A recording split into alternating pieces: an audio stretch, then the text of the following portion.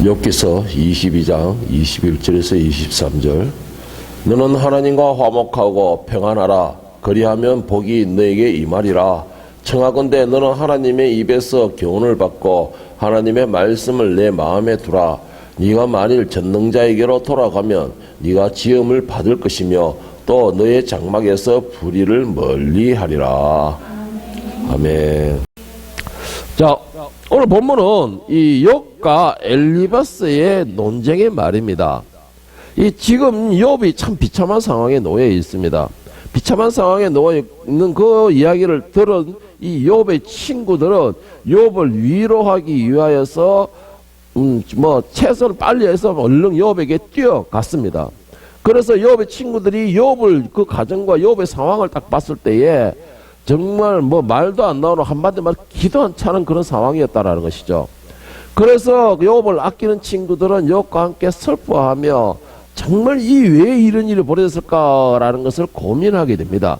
자, 이 고심 끝에 욥의 세 친구들이, 이 욥의 친구들이 욥이 그 아름답고 화려하고 주변에서 모두에게 존중함을 받던 이 욥이 한순간에 모든 걸 잃어버리고 자녀까지도 잃어버리고 또 한 가지 자기의 육신의 건강까지도 잃어버린 것에 대한 이유는 하나밖에 없다라는 결론을 내리게 됩니다. 그 결론이 뭡니까? 욥, 네가 죄를 지었다, 이것이었습니다. 네가 하나님 앞에 죄를 지었기 때문에 하나님께서 진노하심으로 인하여서 오늘 네가 지금 이 상황이 되었다. 이런 식으로 욥의 친구들은 결론을 내리게 됩니다. 그러므로 인하여서 이제부터는 욥을 사랑한답시고 욥을 위한답시고 욥에게 빨리 회복되기를 내가 자신이 또 소망한다는 그러한답시고 욥에게 말하고 추구하는 것이 뭐냐? 욥, 네가 회개해라. 자네가 얼른 하나님 앞에 회개해라. 하나님 앞에 자네가 범죄하거나 하나님 앞에 뭔가가 이 죄를 지음으로써 걸림돌이 되지 않은 이상은 오늘 자네와 이렇게까지 완전히 망가질 수가 없다. 그리고 완전 비참한 이런 모양새가 될 수는 없다. 그 이유는 한 가지뿐이다. 바로 하나님의 진노로 있기 때문에 하나님의 책망하심으로 인하여서 네가 지금 이렇게 되었다. 그러니까는 네가 빨리 회복할 수 있는 방법, 그리고 빨리 네가 하나님의 자비와 긍휼을 얻을 수 있는 방법, 그것은 오직 회개하는 방법밖에 없다. 이런 식으로 욥을 이제 친구들이 몰아붙이게 됩니다. 자, 그런데 여기에서 중요한 거는 욥이 차라리 그냥 이 친구들의 말을 듣고서 그런가라고 하면서 자기가 비록 죄 지은 건 없을지라도 회개하는 그런 모습을 가졌다면 어떻게 됐을까요? 그거는 물론 되지 않았기 때문에 하나님만이 아시겠죠. 어찌됐든 오늘 이 욥의 기서에서 이 상황을 볼 때에 저는 개인적으로 볼 때 참 유쾌한 내용은 아닙니다. 결론적으로는. 오늘 욥기서 이 내용을 볼 때 우리가 그렇게 유쾌한 그런 내용은 아니지만은, 근데 중요한 것은 이 욥과 친구들이 논쟁 가운데에서 우리가 깨달아야 할 것은 분명히 있다라는 것입니다. 그리고 그 있다는 것을 넘어서서 깨달아야 할 그 아주 말씀에 대한 중요한 말씀이 아주 많다라는 걸 저는 욥기서를 읽으면서 저는 알게 되었습니다. 오늘 제일 먼저 제가 이 욥기서를 보면서 이 친구들과 욥의 논쟁을 보면서 제일 먼저 여러분에게 부탁하고 싶은 말씀은 친구의 난처한 상황, 친구의 곤란한 상황에 대해서 여러분들은 함부로 판단하지 마시기 바랍니다. 섣불리 판단하고 또한 섣불리 판단함으로 인하여서 내가 그를 가르치겠다라는 그런 어리석은 행동은 절대 하지 않기를 바랍니다. 그것은 분명히 하나님이 그 이야기를 들으십니다. 우리의 그 말에 대해서 듣습니다. 다만 우리는 욥의 친구들처럼 이렇게 네가 정죄하기 바쁜 그런 모습이 아니고, 우리는 다만 그 친구를 찾아가서 위로하고 함께 울어주고 함께 그것을 들어주고, 다만 우리가 말씀의 깨달음을 얻거나 그 상황에서 또한 성령의 인도하심을 받았을 때에 다만 그 성령의 인도하심에 따라 권면은 해줄 수 있을 정도, 권면은 해주고 돌아와서 열심히 그 친구를 위하여 깨닫게 해주시옵소서라고 하나님께 부르짖는 거, 여기까지가 하나님께서 우리에게 주시는, 우리에게 할 일이라는 것입니다. 새 친구들은 욥을 정죄하기 바빴다라는 것이죠. 정죄하기 바쁘니까는 아무리 내가 죄를 지었으라도 내 상황이 지금 이런 상황인데 친구들이라는 것들이 와가지고 나를 계속 죄인으로 몰아붙인다면 그거 어느 것도 듣기 좋은 사람이 없겠죠. 그와 같이 오늘 저와 여러분들은 친구의 난감한 일이 있을 때에는 그를 정죄하기보다는 하나님의 말씀이나 성령의 인도하심이 없을 때에는 같이 울어주고 같이 슬퍼해주고 그리고 와서 그를 위해 기도해 줄 수 있는 지혜를 가지기를 간절히 축복합니다. 여러분 하나님께서는 우리에게 판단의 권한을 주지 않았음에도 비록 친구라 할지라도 그의 상황을 보고서 정죄하고 판단하는 것에 대해서 하나님은 용납하지 않습니다. 오늘 욥의 친구들에 대하여서도 하나님께서는 용납하지 않으셨습니다. 42장 7절에 9절에 보면은 하나님께서는 이 욥과 친구들의 논쟁에 대한 답변을 주시면서 그와 함께 지금 욥을 열심으로 책망하고 정죄하였던 이 세 친구들에 대한 책망도 함께 하시게 됩니다. 그래서 결국은 이 친구들이 욥에게 와서 용서를 비고 욥은 이 친구들을 위하여 중보 기도를 해줌으로 인해서 이 욥의 친구들이 용서함을 받게 됩니다.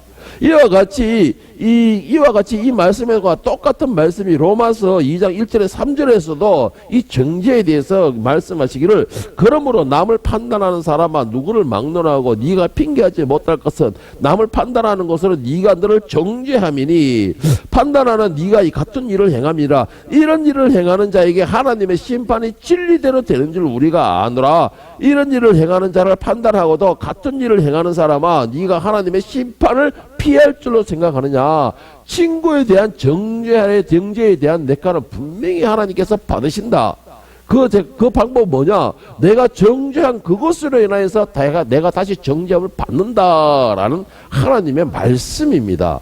그래서 저는 여러분들에게 수차례 말씀드리는 게 함부로 판단하지 마세요. 함부로 정죄하지 마세요 라고 말을 하고 있는 것입니다.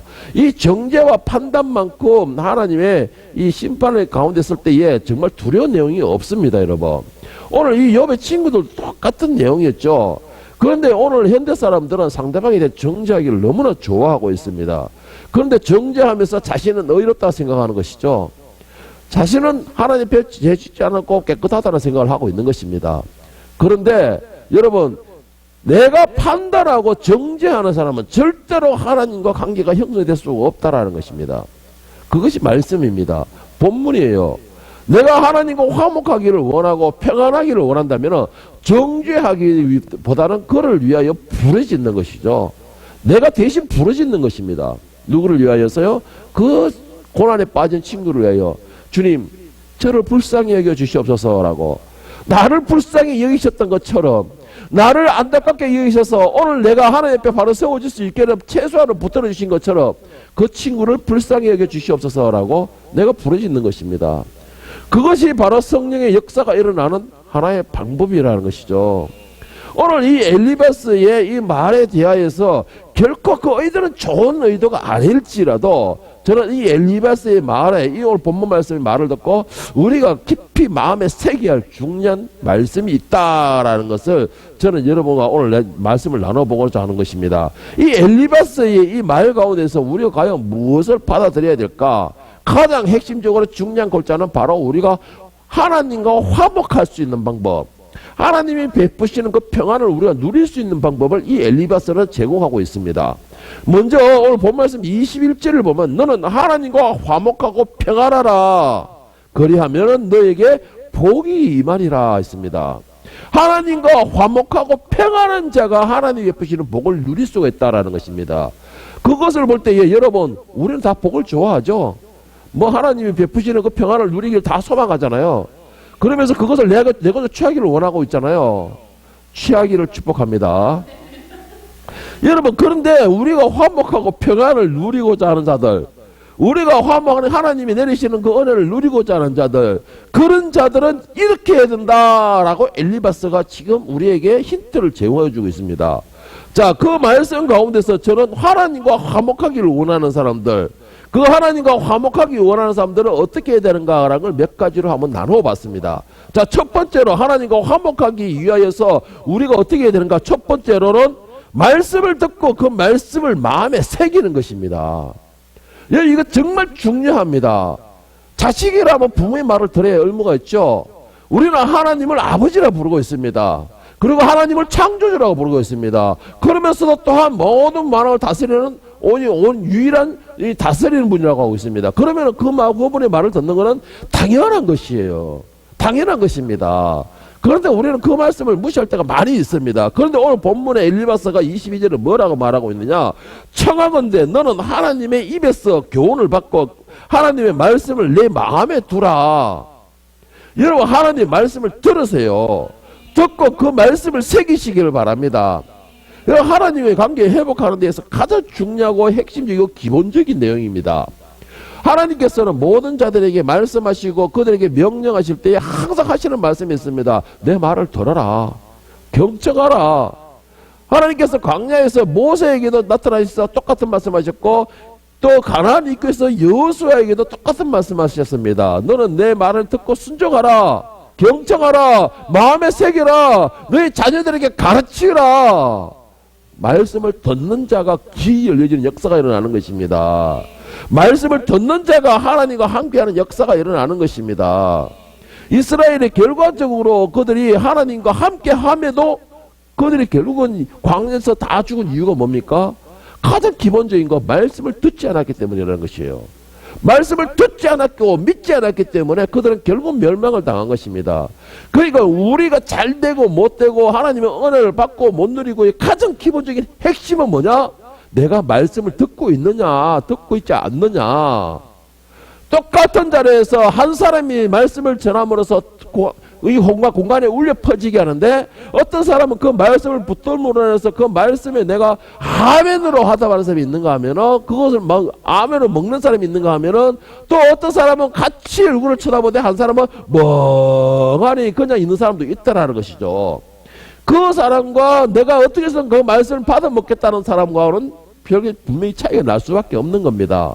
왜? 그 말씀은 살았다 그랬습니다. 그 말씀은 역사하신다 그랬어요. 말씀은 능력이 있다 그랬습니다. 그 말씀이 내 속에 들어와서 역사하시는데 내가 잘 될 수밖에 없잖아요. 왜? 하나님은 선하시고 하나님은 우리가 모든 것을 잘 되기를 원하시고 의와 평안과 그리고 은혜만 베푸시는 분이기 때문에 그 말씀이 꼭 하나님이라고 그랬는데 우리가 말씀을 먹게 되면 당연히 잘 되어질 수밖에 없는 것입니다. 그런데 그 말씀이 지식으로 들어오게 되면 결국은 지식으로밖에는 내게 힘이 쏠 수밖에 없는 거예요. 그래서 엘리바스는 오늘 제일 먼저 말하기를 뭐냐? 너는 말씀을 들으라는 것입니다. 그리고 그 말씀을 새기라는 것이죠. 마음에. 그 말씀이 새기는 것은 내 삶의 변화가 일어나야 되는 것이죠. 내 삶의 변화가 일어나는 자가 그 말씀을 붙드는 것입니다. 내가 말씀을 아무리 많이 알고 있으면 뭐합니까? 내 삶의 변화가 없다라면 그 말씀은 죽은 말씀이에요. 하나의 이스라엘 역사밖에 되지 않는 것입니다. 그러나 말씀은 분명히 살았다는 걸 믿으시기를 바랍니다. 그 살은 말씀이 내 속에 들어오는데 내 삶이 변화가 되는 것은 당연한 거예요. 그래서 엘리바스는 제일 먼저 말씀을 들으라라는 것입니다. 그리고 그 말씀을 마음에 새기라라는 것입니다. 자, 그리고 두 번째 말하기를 말씀을 받고 말씀이 역사가 일어나면 그 다음에 두 번째 일어나는 역사가 뭐냐? 죄에 대한 회개라는 것이죠. 이 엘리바스 말하는 건 죄를 버리고 하나님께 돌아가라 하겠습니다. 하나님께 돌아가라. 오늘 23절의 본 말씀에 보면 네가 만일 전능하신 분에게 돌아가고 또 너의 집에서 악을 제거하면 네가 다시 일어설 것이다. 여러분, 우리가 죄에서 떠나가는 자가 하나님과 함께 호흡할 수가 있는 겁니다. 하나님은 죄를 무엇보다 싫어하십니다. 그리고 또 한 가지, 죄가 아무리 티끌만한 죄가 있을지라도 하나님 앞에 가면 그 죄는 태워지는 것이에요. 그래서 죄를 가지고는 하나님과 함께 할 수가 없는 겁니다. 그런데 인간들은 죄인이 어떻게 해요? 그래서 우리가 하나님 앞에 자비와 은혜를 구하는 것이에요. 그 국리를 구하는 것입니다. 그것 때문에 예수님께서 이 땅에 오신 것이에요. 그런데 우리는 내가 행하는 거에 대하여서는 생각지도 않고 그냥 내가 하나님만 찾으면 되는 줄 알고 있어요. 여러분, 죄를 가지고는 하나님과 만남이 이루어질 수가 없습니다. 우리가 하나님과 화목하기를 원하고 하나님께서 베푸시는 그 평안을 누리기를 원한다면 여러분, 먼저 회개가 이루어져야 되는 것입니다. 아까 첫 번째로 말한 것처럼 하나님의 말씀을 받는 자는 회개의 역사가 일어날 수밖에 없죠. 왜? 하나님께서 죄를 싫어하시기 때문에 내 속에 하나님과 멀어지는 것이 있을 때는 그것을 분명히 해결하게끔 성령이 인도하시는 겁니다. 우리는 그것도 모르고서 그냥 하나님께 매달리기만 하면 되는 줄 알고 있습니다. 그런데 여러분, 회개하는 자가 하나님의 국리를 얻을 수가 있다. 이것을 믿으시기를 바랍니다.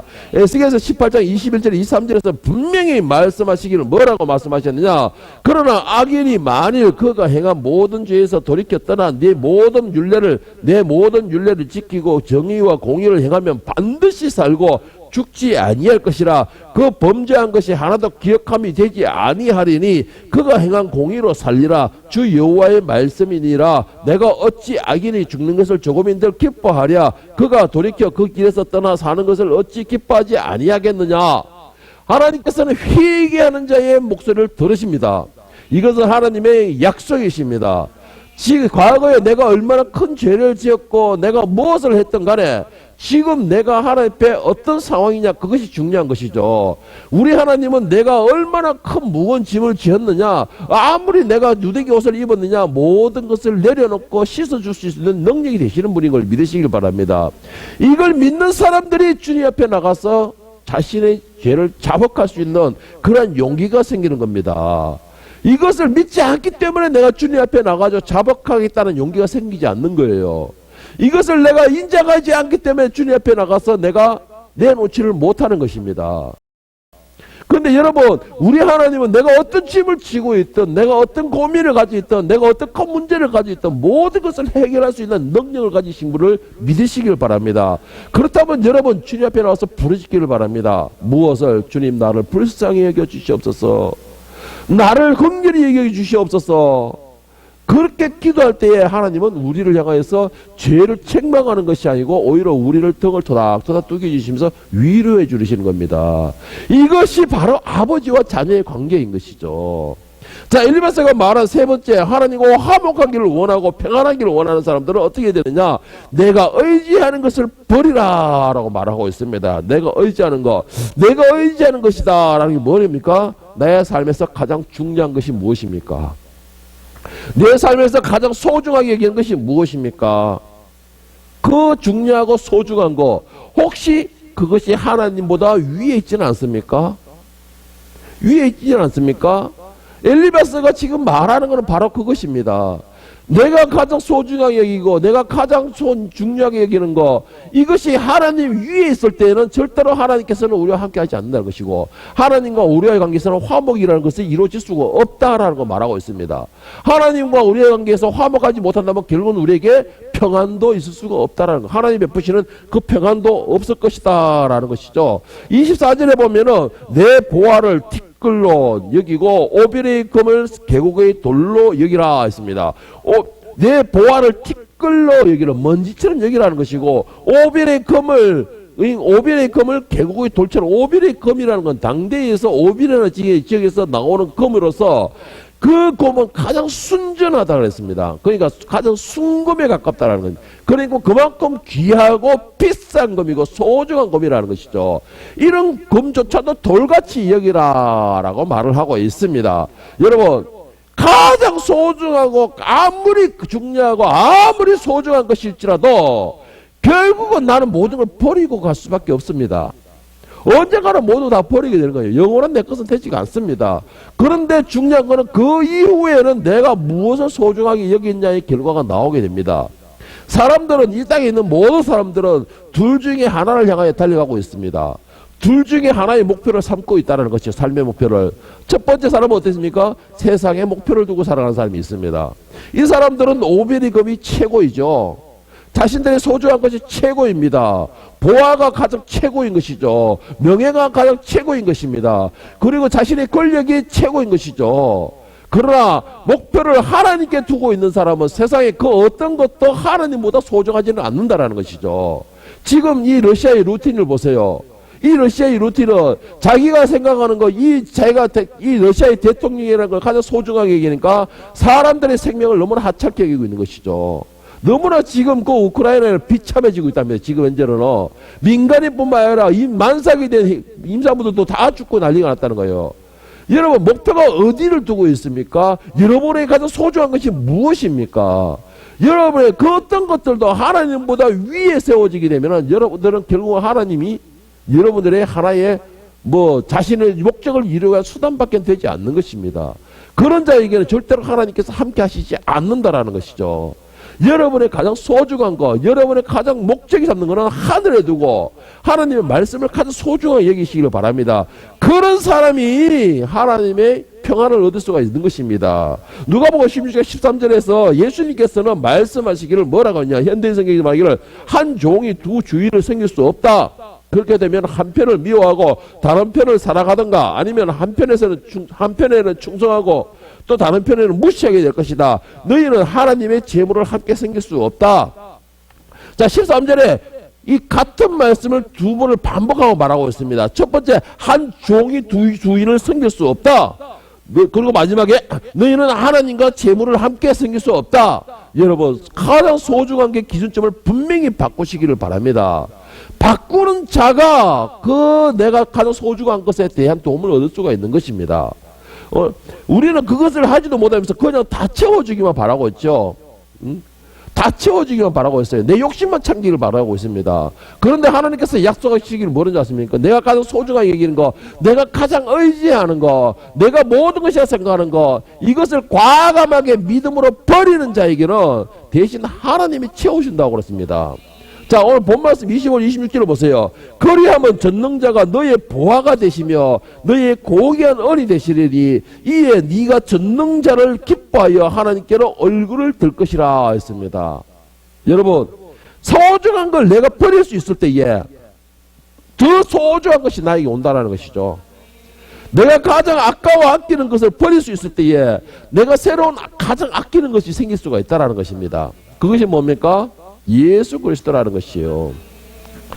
하나님의 자녀라는 것입니다. 여러분은 어떤 것이 가장 소중하겠습니까? 그 소중한 것을 여러분을 꽉 붙드시기 바랍니다. 그렇다면 그 가장 소중한 걸 붙들기 위해서는 어떻게 하게요? 다른 걸 버릴 수 있는 또한 담대함도 필요한 겁니다. 두 가지 다 가지겠다라는 것은 욕심이죠. 욕심인 거예요. 그리고 또 중요한 거, 제가 수차게 요즘 잘 말하는 게 있습니다. 하나님은 욕심쟁이입니다. 욕심쟁이. 하나님은 욕심쟁이라는 것입니다. 나는 온전한 걸 원하지 적당히 나누어 갖는 거 싫다. 그럴 바에 네가 다 가져가라. 이런 식입니다. 하나님은. 왜 그럴까요? 왜? 하나님은 모든 것의 주인이시기 때문에 하는 것이죠. 그렇기 때문에 여러분 무엇을 하든지 간에 적당하게는 하나님과 함께 할 수 없습니다. 뭔가를 한 가지를 분명히 정해야 돼요. 내 삶의 목표가 세상이 되든가 내 삶의 목표가 하늘이 되든가, 그 세상의 목표를 하늘로 삼게 되면 세상의 것을 과감하게 버릴 수 있는 믿음이 있어야 됩니다. 세상의 것을 내가 하다못해 누구못해 돌같이 이길 수 있는 그런 믿음이 필요합니다. 그런 자에게 더 존귀한 하늘의 것을 얻을 수가 있기 때문이죠. 여러분, 그런 담대한 결정을 할 수 있기를 예수님의 이름으로 축복합니다. 자, 네 번째 엘리바스가 말하기를 뭐라고 말하고 있느냐? 여러분, 이것도 중요합니다. 온 힘과 마음을 다하여 하나님께 매달리며 기도하라고 했습니다. 여러분, 하나님과 화목하기를 원하십니까? 평안하기를 원하십니까? 기도하세요. 하나님은 자신에게 부르짖는 자의 소리에 절대로 머리를 돌리지 않습니다.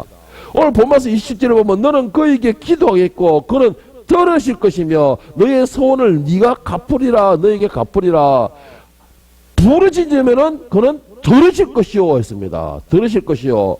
부르짖지 않기 때문에 하나님 듣지 않으시는 것이고, 우리가 부르짖지 않기 때문에 하나님의 음성을 듣지를 못하는 것입니다.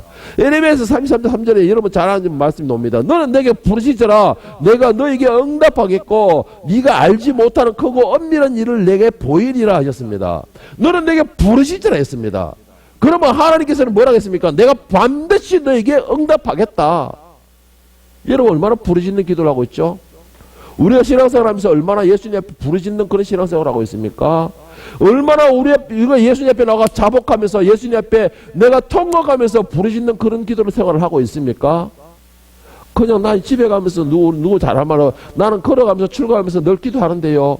물론 중요합니다. 중요해요. 나는 일하면서도 늘 답답할 때는 하나님께 주여 하는데요. 물론 중요합니다. 정말 중요해요. 그런데 우리 하나님께서 원하시는 거는 엄밀한 중에 계시는, 엄밀한 중에 만날 수 있는 단 둘의 관계를 더 소중하게 여기신다는 것이죠. 엄밀한 가운데서 너와 나가 지나가면서 뭘 하면서 도움을 요청하는 그런 이기적인 생각이 아니고, 내 욕심만 차리는 그런 생각이 아니고, 너와 내가 정말로 관계를 가질 수 있는 그러한 시간을 내가 갖고 싶다. 하나님이 원하시는 그거라는 것입니다. 그런데 우리는 그렇지 않죠. 내가 정말 하나님과 나와 단둘이만의 관계를 형성할 수 있는 공간이 되면은 어떻게 코골기 바쁘죠. 그럴 때는 코골기 바쁘고, 그러면서 길 가다가 심심하니까 주여 오늘도 어떻게 해주시고 어떻게 하고, 난감해가 애들의 속삭이니까 쥐박지를 못하니까 주여 나를 다스리. 자, 여기서 웃는 사람들은 다 전과가 있겠죠. 아무래도 다 전과가 있겠다고 생각하는데, 여러분 그런 이기적인 생각을 가지고서 부르짖는 것도 하나님이 들으십니다. 예, 하나님 들으신다고 약속하셨기 때문에 들으십니다. 그런데 중요한 게 뭐예요? 가장 중요할 때 하나님을 찾지 않으면 결국 그때도 하나님이 응답하지 않으신다는 겁니다. 여러분 이게 두려운 거예요. 그 순간을 모면하는 것이 내가 자랑이 되는 것이 아니고, 내가 가장 내가 어렵고, 욥처럼 지금 욥의 상황처럼 내가 가장 어렵고 힘들 때에, 다윗이 쫓겨났을 때, 쫓겨날 때에 가장 어렵고 힘들 때에 하나님이 응답하지 않을까 봐 그걸 두려워해야 되는 것입니다. 여러분 그걸 두려워해야 되는 거예요. 그런 순간이 없으려고 한다면 나와 하나님과의 그 엄밀한 시간은, 관계는, 그 시간은 필히 가져야 되는 것입니다. 그래야 하나님께서 아까 에레미야 33장에 말한 것처럼 하나님께서 응답해 주시고 하나님 뜻을 깨닫게 하시고 하나님의 뜻하심을 내가 깨달을 수 있는 그런 시간이 생기는 것입니다. 그게 그런 시간도 없이 나는 그냥 부르짖다 한다, 나는 그냥 길 가면서 한다, 나는 길 가면서 누구의 기도도 한다. 물론 들어주시겠지만은 진짜 필요한 기도가 있을 때 과연 들어주실까요? 네가 나를 또 이용하느냐? 내가 우리 공주들한테 흔히 잘하는 말, 나를 또 이용하느냐? 알면서도 그때는 쏘아주는 거죠. 알면서도 쏘아주는 거예요. 그러나 정작 필요할 때는 들어주지 않는 거예요. 여러분 하나님께 부르짖을 수 있기를 축복합니다. 매일 달리기를 축복합니다. 시편 33편 4절 6절에서 보면은 내가 여호와께 간구하며 내게 응답하시고 내 모든 두려움에서 나를 건지셨도다. 그들이 주를 앙망하고 광채를 내었으니 그들의 얼굴은 부끄럽지 아니하리로다. 이 공고한 자가 부르짖음에 여호와께서 들으시고 그의 모든 환난에서 구원하셨도다. 자, 시편 34편 4절 6절에 보면 여호와께 간구하며 내게 응답하셨고 라고 하셨고, 내 이 공고한 자가 부르짖음에 여호와께서 들으시고 했습니다. 그거 들으시고 어떻게 했다는 거예요? 나를 두려움에서 건지고 나의 모든 환난에서 구원하셨다. 하나님은 능력이 되십니다. 다만 우리가 부르짖지 않기 때문에 그러는 것이에요. 여러분 부르짖기를 축복합니다. 부르짖는 자의 기도 소리는 하나님 분명히 들으신다는 걸 믿으시기를 바랍니다. 그것은 하나님의 약속이고 언약입니다. 믿는 자가 하나님과의 관계가 형성이 될 수가 있는 것이죠. 믿지 않고 부르짖지 않기 때문에 우리가 안 되는 것이에요. 매달리기 보시기를 바랍니다. 그리고 마지막 번째, 다섯 번째로는 하나님께서는 자신을 낮추고 겸손한 자의 음성을 들으신다는 겁니다. 자신을 낮추고 겸손한 자가 하나님 음성이 듣는 것이고, 또한 하나님과의 관계에서 화목해지고 평안해질 수 있다는 겁니다. 여러분 겸손은 우리 크리스천들에게 가장 기본적인 자세입니다. 겸손한 자가 바로 하나님의 잔잔한 소리를 들을 수가 있습니다. 그 대표적인 예가 예수님은 늘 겸손하셨어요. 늘 자신을 낮추셨다는 거예요. 남에 의해서 겸손해지는 것이 아니에요. 그거는 굴복이죠. 굴복이죠. 그러나 진짜 겸손한 모습은 어떤 겸손이냐? 내가 내 스스로가 낮추는 것입니다. 내 스스로가 능력이 되면 나를 낮추고서 낮은 자리에서 섬김의 자세가 되는 사람이 바로 겸손한 사람인 것이죠. 그것이 진짜 겸손인 거예요. 바로 예수님은 그런 겸손을 하셨다는 것이죠. 그리고 또 한 가지, 하나님께서는 그런 겸손한 자의 목소리를 들으시고 그거를 더 세워주신다는 겁니다. 오늘 본 말씀 29절 30절에 한번 보면은, 현대성경 보면은 네가 천한 대우를 받고 굴욕을 당하거든, 천한 대우를 받고 굴욕을 당하거든 다시 너를 높여줄 자가 있음을 기억하라. 믿으시기 바랍니다. 우리가 천한 굴욕을 받고 천한 대우를 받고 굴욕을 당하고 우리 스스로가 피치한 자리에 있을 때에 우리를 세워주시는 능력이 자가 있다라는 것입니다. 하나님은 겸손한 자를 구원하실 것이며, 어떤 자를 구원하십니까? 겸손한 자를 구원하신다는 거예요. 겸손한 자. 그리고 죄인들이라도 구원해 줄 것이니 너의 깨끗한 손을 통해 그런 자가 구원을 받게 되리라. 겸손한 자를 하나님께서 세우시고, 겸손한 자를 구원하시고, 겸손한 자를 들으시고, 그리고 그를 더 세워주신다라는 것입니다. 그런 자의 영혼을 구원시켜 준다라는 것이죠.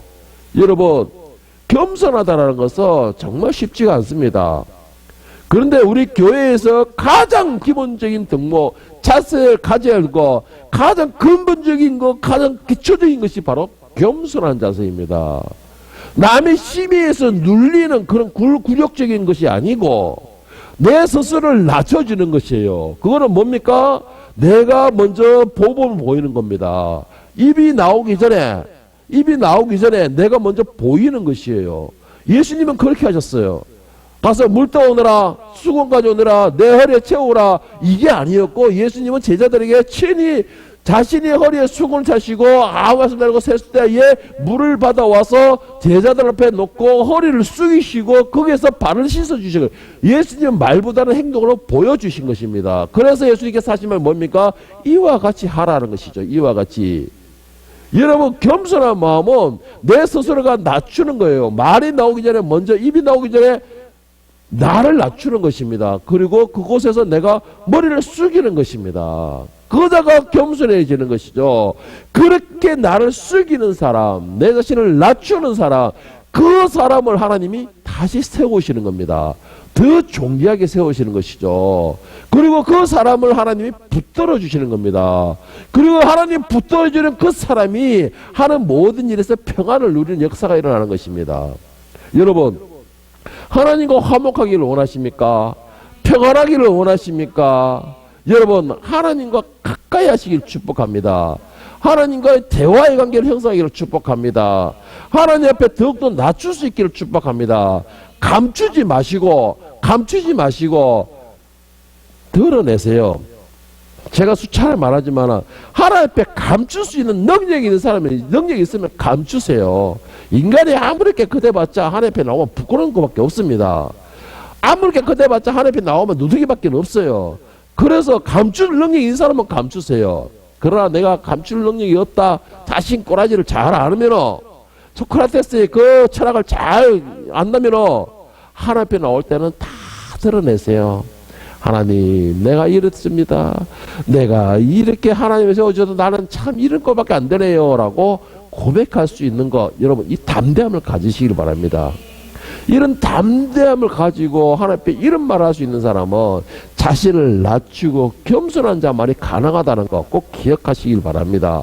부르짖는 자, 그 부르짖음에 말씀에 고개 숙이는 자, 이런 자가 하나님과 화목한 것을 믿으시고 여러분들은 겸손한 분이 되기를 간절히 예수님의 이름으로 축원합니다. 기도하겠습니다.